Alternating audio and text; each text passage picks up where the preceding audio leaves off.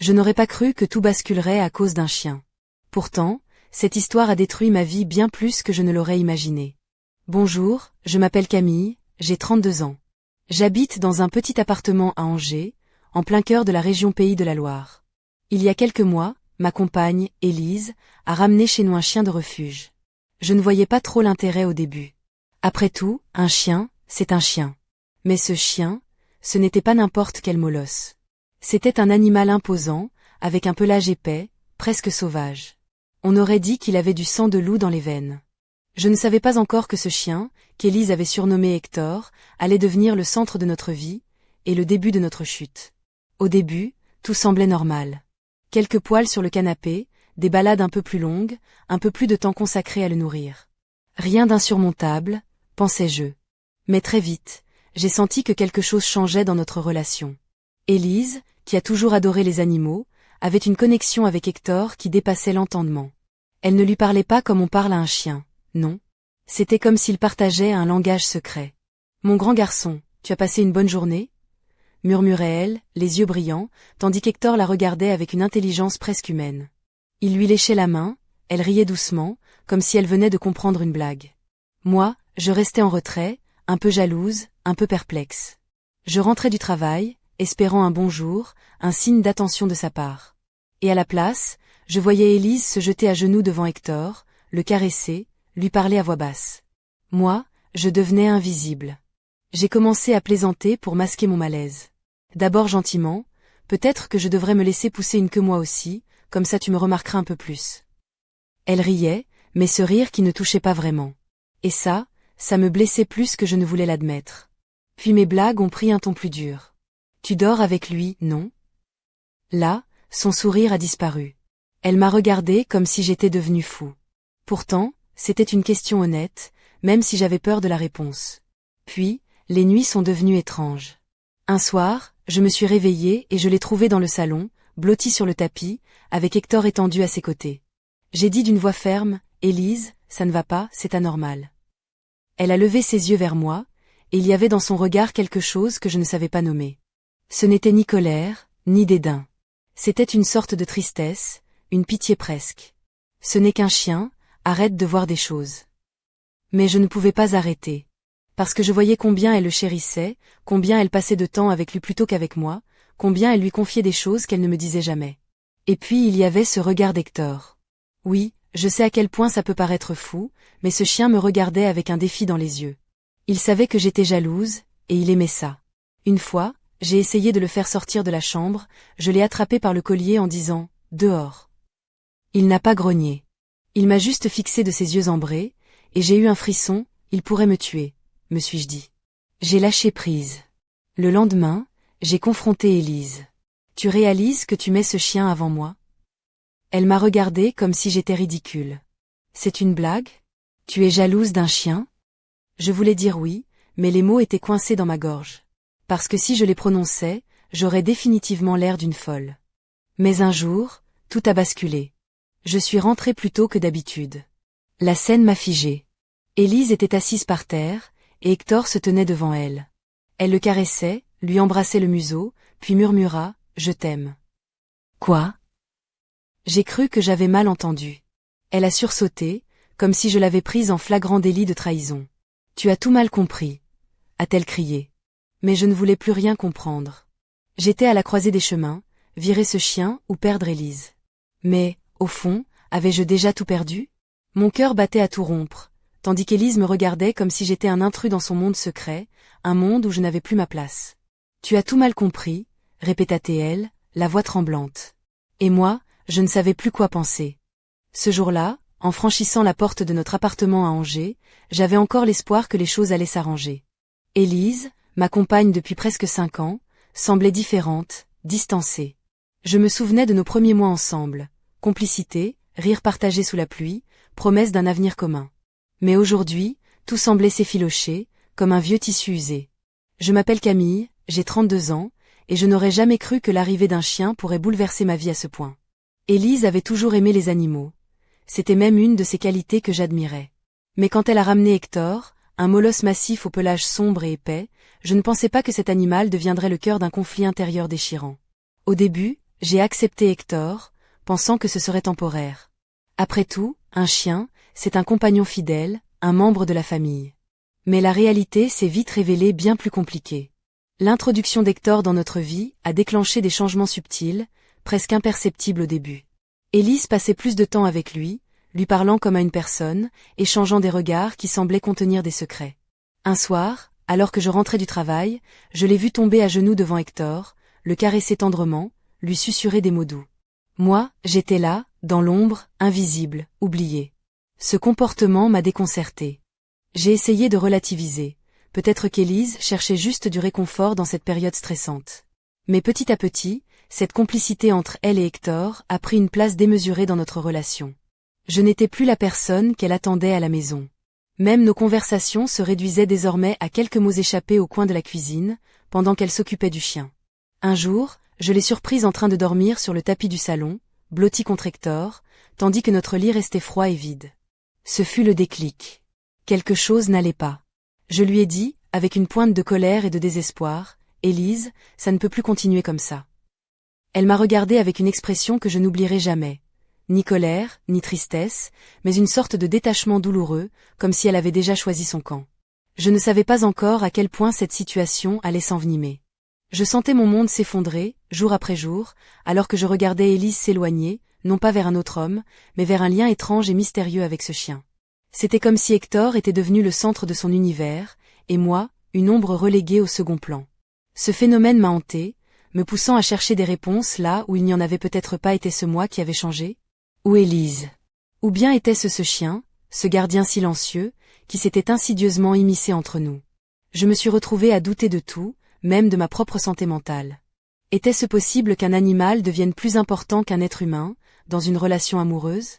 Je commençais à comprendre que cette histoire n'était pas seulement celle d'un chien, mais bien celle d'un amour qui se fissurait. Les fondations de notre couple tremblaient sous le poids d'une présence inattendue, presque surnaturelle. Et moi, Camille, je devais faire face à ce tsunami émotionnel, sans savoir où il me mènerait. Les jours qui ont suivi, je me suis retrouvée prisonnière d'un étrange paradoxe. D'un côté, j'aimais Élise plus que tout, et de l'autre, je sentais ce lien grandissant entre elle et Hector m'échapper, comme un souffle glacé qui s'insinue entre deux âmes autrefois unies. Angers, si paisible d'habitude, devenait le théâtre de mes doutes et de mes peurs. Je m'appelle Camille, 32 ans, et j'ai toujours cru que l'amour pouvait tout surmonter. Mais ce que je vivais alors était une épreuve que je n'aurais jamais imaginée. Tout avait commencé avec Hector, ce chien immense et au regard presque humain, que ma compagne avait adopté dans un refuge de la périphérie de la ville. Au début, je me disais que c'était pour le bien d'Élise, que cela lui apporterait un peu de joie, un peu de lumière dans sa vie parfois morose. Mais très vite, j'ai vu que ce n'était pas juste un animal pour elle. C'était devenu son confident, son refuge. Élise et Hector communiquaient d'une manière qui m'échappait totalement. Ce n'étaient pas les habituels « bon chien »,« assis » ou « viens ici ». Non, c'étaient des conversations silencieuses, des regards complices, des murmures échappés à l'oreille du chien, comme s'il partageait un secret. Je me surprenais à espionner ces moments, à observer cette tendresse excessive qui m'excluait. Et ça me déchirait. Un soir, alors que je préparais le dîner, j'ai entendu Élise parler à voix basse, presque comme une incantation. « Tu as passé une bonne journée, mon ange. » Hector restait immobile, attentif, comme s'il comprenait chaque mot. J'ai voulu intervenir, lui rappeler que j'étais là, que j'avais besoin d'elle. Mais les mots sont restés bloqués. J'avais peur de paraître ridicule, peur de briser ce fragile équilibre. Alors, j'ai continué à faire semblant, à sourire, à faire des blagues maladroites sur cette relation étrange. Mais la nuit, mon insomnie grandissait. Je me réveillais souvent, les yeux rivés sur le salon où je les avais vus, blottis l'un contre l'autre, Élise et Hector, comme deux âmes sœurs. Je me demandais ce que je pouvais faire pour récupérer ma place, pour redevenir celle qu'Élise regardait avec tendresse et désir. Un matin, j'ai surpris une scène qui m'a glacée jusqu'aux os. Élise était assise par terre, en robe légère, les cheveux défaits, caressant doucement le pelage épais d'Hector. La lumière de l'aube dessinait sur son visage une expression de paix que je n'avais plus vue depuis longtemps. Je l'ai appelée, mais elle ne m'a pas entendue. J'ai ressenti cette douleur sourde, cette trahison silencieuse. Ce n'était plus seulement Hector, le chien. C'était le symbole de tout ce que j'avais perdu, la complicité, la confiance, l'amour. Cette présence animale était devenue un mur entre nous, un rempart infranchissable. J'ai compris que si je voulais sauver notre relation, Il fallait que je comprenne ce que ce lien mystérieux représentait pour Élise. Mais comment faire quand on est exclu du secret? Je me suis promis de ne pas baisser les bras, même si chaque jour était un combat intérieur. Je devais affronter cette réalité, aussi douloureuse soit-elle. Et surtout, je devais me préparer à ce que la suite serait encore plus inattendue, plus troublante, plus déchirante. Parce que parfois, les apparences cachent des vérités que l'on n'est pas prêt à affronter. Je n'aurais jamais cru que le simple retour à la maison un soir pourrait transformer ma vie en un cauchemar éveillé. Ce soir-là, la douce routine qui nous unissait avec Élise a volé en éclats. Je m'appelle Camille, j'ai 32 ans, et la soirée où tout a basculé, je suis rentrée plus tôt que prévu. La lumière dorée du couchant baignait notre appartement du centre-ville d'Angers, et je me préparais mentalement à une soirée calme, espérant retrouver Élise comme avant, celle que je connaissais. Mais ce que j'ai découvert m'a figé sur place. Élise était assise sur le sol du salon, vêtue d'une robe légère couleur crème, ses cheveux légèrement décoiffés tombant en cascade autour de son visage. Elle caressait tendrement la tête massive d'Hector, ce chien que j'avais fini par haïr malgré moi. Leur complicité semblait presque sacrée. Elle lui murmurait ces mots doux, « Je t'aime », avec une voix si fragile qu'on aurait cru entendre un secret précieux. Je suis restée figée à l'entrée de la pièce, incapable de bouger, incapable de comprendre. Mon cœur battait la chamade, la colère et la douleur se mêlaient dans ma poitrine. « Élise, qu'est-ce que tu fais ?» ai-je réussi à murmurer. Elle a sursauté, comme prise sur le fait, et ses yeux se sont remplis d'une panique confuse. « Camille, tu as tout mal compris. » a-t-elle crié, mais sa voix tremblait, trahissant son trouble. Je voulais lui demander une explication, un geste, un signe que je comptais encore pour elle. Mais elle semblait enfermée dans un monde que je ne pouvais plus atteindre. Le silence s'est installé entre nous, lourd et pesant, chargé de non-dits. Puis, j'ai vu Hector se lever, se placer entre nous, comme un mur vivant, protecteur et menaçant à la fois. Il ne grognait pas, ne montrait pas les crocs, mais sa posture était claire, il défendait Élise contre moi. Ce chien, ce simple animal que je pensais pouvoir supporter, était devenu un obstacle tangible entre nous. Une barrière que je ne savais pas comment franchir. J'ai senti une rage sourde monter en moi, une frustration méconnue qui me rongeait de l'intérieur. « Tu es sérieuse? Tu préfères lui que moi ?» ai-je demandé, la voix brisée. Élise a serré les poings, ses ongles s'enfonçant dans la peau de ses paumes, comme si elle cherchait à retenir ses propres émotions. Elle a murmuré, presque pour elle-même, « C'est juste un chien, mais il est toujours là, toujours présent, toujours fidèle. » Ce fut comme un coup de poignard. Ce n'était plus seulement une question de jalousie. C'était la révélation d'un gouffre immense entre nous, un abîme que je ne savais pas comment combler. Je me suis assise sur le canapé, le visage fatigué, les mains tremblantes. « Dis-moi la vérité, Élise.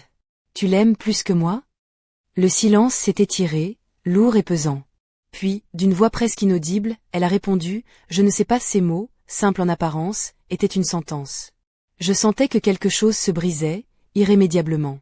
Ce soir-là, j'ai compris que notre histoire avait changé à jamais. Que la présence d'Hector avait réveillé des blessures que ni elle ni moi ne savions soigner. Que l'amour, parfois, se perd dans les regards d'un autre, même si cet autre a 4 pattes et un cœur qui bat différemment.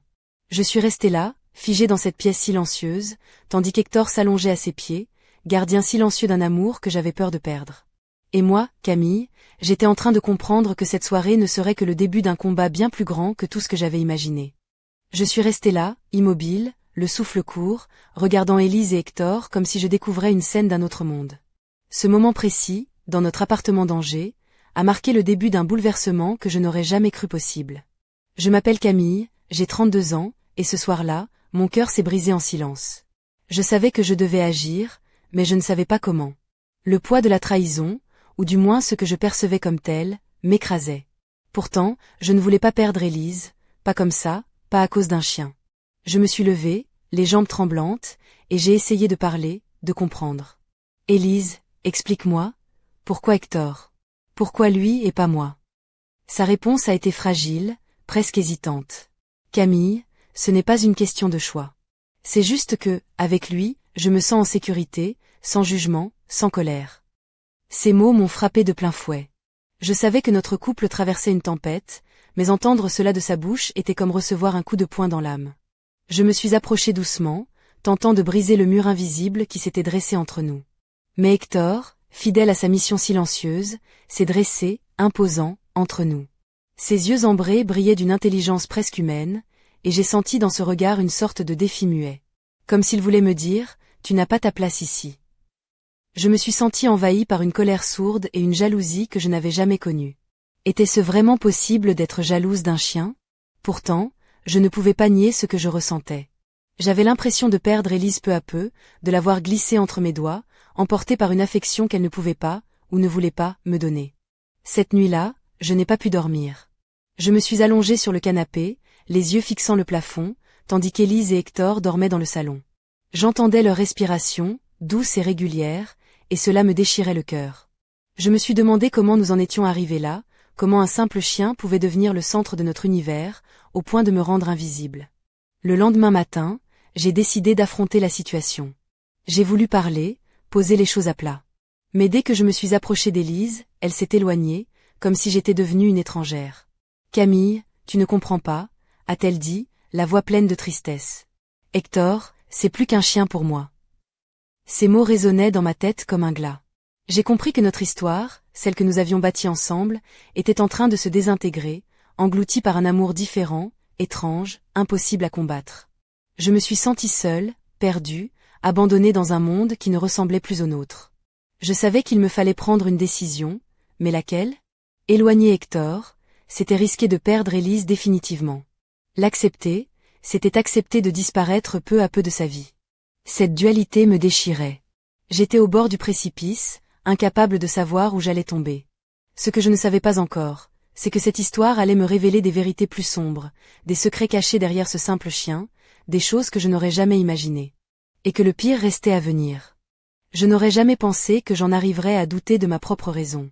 Pourtant, chaque jour qui passait, je sentais cette spirale s'enfoncer un peu plus profondément en moi. Comment une situation aussi absurde, cette rivalité avec un chien, pouvait-elle me ronger à ce point? Je m'appelle Camille, j'ai 32 ans, et je suis en train de vivre le cauchemar d'un amour qui se dérobe, remplacé par une présence silencieuse et envahissante. Après cette nuit où tout a basculé, j'ai commencé à analyser chaque moment, chaque regard, chaque geste entre Élise et Hector. J'étais choquée, désemparée, parfois même furieuse. Comment avais-je pu être aussi aveugle? Comment avais-je pu laisser cette situation dégénérer sans intervenir plus tôt? Je repensais à nos premières années, ces instants où tout semblait possible, où Élise et moi étions unis contre le monde. Nous avions traversé des épreuves, surmonté des obstacles ensemble. Et maintenant, ce chien semblait s'être immiscé entre nous comme une ombre menaçante, éloignant Élise de moi avec une douceur déconcertante.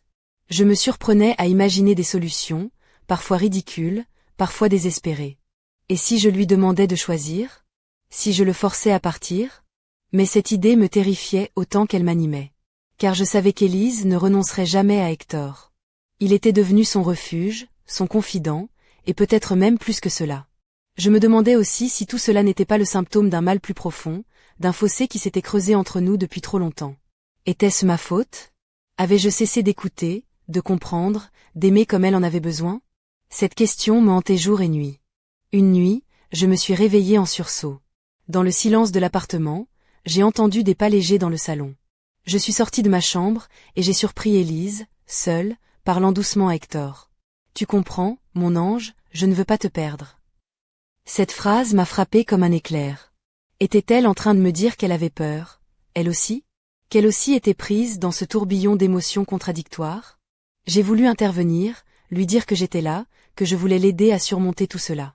Mais au moment où je m'avançais, Hector s'est levé, une posture protectrice, et j'ai senti, encore une fois, ce regard qui me défiait, me repoussait. C'était comme si ce chien savait que j'étais son adversaire, son obstacle à abattre. Je suis restée figée, incapable d'aller plus loin. Ce moment m'a fait comprendre que cette histoire ne serait pas simple à résoudre. Que derrière ce chien, je devais affronter non seulement un animal, mais aussi les blessures invisibles de mon couple, les peurs d'Élise, mes propres failles. Je me suis couchée ce soir-là avec une seule pensée obsédante. Comment allais-je sauver ce qui restait de notre amour? Et surtout, était-il encore possible de le sauver? Je sentais que le pire était peut-être encore à venir, que cette histoire, loin d'être terminée, n'en était qu'à son commencement. Je n'oublierai jamais ce jour où tout a basculé de façon encore plus inattendue. Une révélation qui a bouleversé mon univers, ébranlé mes certitudes et remis en question tout ce que je pensais savoir. Ce n'était plus seulement une histoire entre Élise, Hector et moi, c'était devenu un mystère dont les pièces se dérobaient sous mes doigts. Je m'appelle Camille, j'ai 32 ans, et je viens de découvrir une vérité qui dépasse l'entendement. Cette journée avait pourtant commencé comme toutes les autres, dans notre appartement d'Angers. Je pensais trouver un semblant de normalité, un apaisement après tant de tensions. Mais ce que j'ai découvert m'a glacé jusqu'au sang. Alors que je rentrais du travail, fatiguée et le cœur lourd, j'ai surpris Élise au téléphone dans le salon. Sa voix était basse, presque furtive, et le ton qu'elle employait ne ressemblait pas à celui qu'elle avait avec moi. Elle parlait avec quelqu'un d'inconnu, une voix masculine que je n'avais jamais entendue. Oui, il est là, mais ça devient compliqué. Non, je ne sais pas combien de temps je vais pouvoir tenir comme ça. Puis elle a ajouté d'une voix tremblante, je ne peux pas lui dire, pas encore. Je suis restée figée, les mots résonnant dans ma tête comme un écho lointain. Qui était cet homme dont elle parlait? Pourquoi cette peur, cette hésitation? Et surtout, quel secret cachait Élise derrière son sourire fragile? Je me suis approchée doucement, le cœur battant, prête à demander des explications. Mais elle a raccroché brusquement en me voyant, esquissant un sourire qui ne parvenait pas à masquer son trouble. Camille, ce n'est rien, ne t'inquiète pas. Juste des soucis au travail. Mais je savais que ce mensonge ne tiendrait pas. Quelque chose se tramait, une réalité cachée que je n'avais pas encore percée. Et puis, il y avait Hector. Ce chien au regard presque humain, qui semblait plus que jamais connecté à Élise, comme s'il était le gardien d'un secret bien plus profond que je ne l'imaginais. Cette découverte m'a entraînée dans une spirale de doutes et de questions sans réponse. Était-ce simplement une liaison? Ou une menace plus sourde, plus insidieuse? Était-ce la clé de ce lien étrange entre Élise et Hector? Ou bien était-ce le début d'un cauchemar encore plus grand? Je sentais que ma vie venait de basculer dans un territoire inconnu, où la confiance se brisait et où chaque pas en avant me rapprochait d'une vérité que je redoutais de découvrir. Je devais affronter cette énigme, coûte que coûte. Car sans cela, je risquais de tout perdre, même moi-même. Le secret qu'Élise tentait de cacher s'est révélé bien plus complexe et troublant que je ne l'aurais jamais imaginé. Ce téléphone clandestin, ces mots murmurés avec crainte, tout semblait tisser une toile invisible autour de nous, où Hector jouait un rôle mystérieux et inquiétant. Je m'appelle Camille, j'ai 32 ans, et j'étais désormais plongée dans une énigme dont l'ampleur me dépassait. Après cette conversation interceptée, j'ai décidé de creuser plus loin, malgré la peur qui me tordait l'estomac. Je devais comprendre ce qui se passait, non seulement pour sauver ma relation, mais aussi pour retrouver un semblant de paix intérieure. Un soir, profitant de l'absence d'Élise, je me suis autorisée à fouiller discrètement son téléphone. Ce que j'y ai découvert m'a glacée. Une série de messages vocaux et de textos échangés avec un certain Marc, un nom totalement inconnu pour moi. Le ton de ces messages était à la fois tendre et chargé d'une urgence palpable.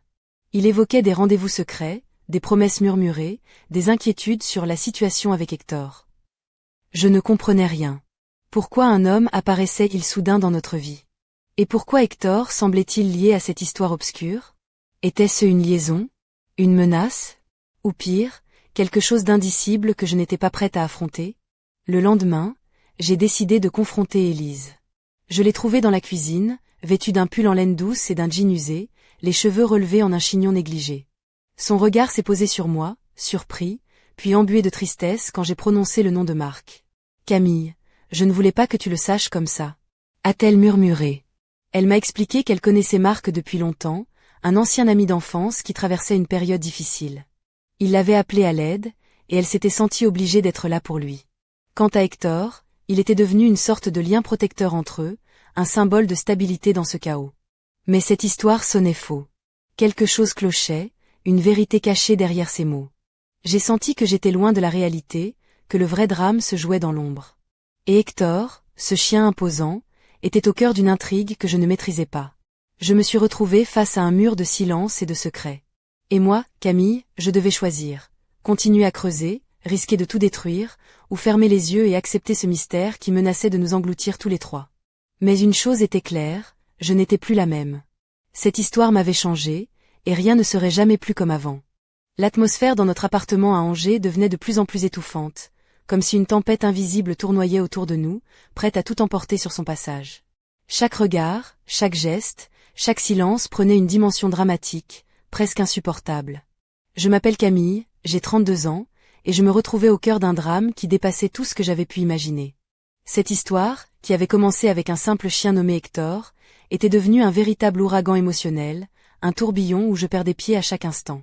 Je sentais Élise s'éloigner de moi, non seulement physiquement, mais aussi dans son esprit, dans son cœur. Sa relation avec Hector s'était transformée en une obsession presque mystique. Elle passait des heures à le caresser, à lui parler en murmure, comme si le chien pouvait entendre et comprendre des choses que moi, je ne pouvais pas saisir. La tension entre Hector et moi atteignait son paroxysme. Ce chien, avec ses yeux ambrés si expressifs, semblait me défier à chaque instant. Il n'était plus seulement un animal de compagnie, mais une présence presque humaine, une force qui semblait vouloir prendre ma place auprès d'Élise. Je me surprenais à imaginer des scénarios extrêmes. Et si Hector était plus qu'un chien? Et si ce lien étrange qu'il partageait avec Élise cachait quelque chose d'inexplicable, d'irrationnel? Ces pensées m'effrayaient, mais en même temps, elles étaient les seules que je pouvais saisir dans ce chaos. Un soir, alors qu'Élise s'était retirée dans sa chambre, je suis restée seule avec Hector dans le salon. Nos regards se sont croisés, et j'ai eu cette étrange sensation que ce chien connaissait tous mes secrets, toutes mes peurs. Il s'est approché lentement, et au lieu de fuir ou d'attaquer, il s'est juste posé à mes pieds, comme s'il attendait que je comprenne quelque chose. Ce moment intense a été un tournant pour moi. Je réalisais que je ne pouvais plus fuir cette situation. Il fallait que je comprenne ce qui se passait vraiment, que je regarde en face cette réalité déroutante. Cette histoire, avec ses non-dits, ses silences, ses mystères, était en train de me consumer. Je sentais que j'étais à la croisée des chemins, au bord d'un précipice. Et que les révélations à venir allaient tout changer, pour le meilleur, ou pour le pire.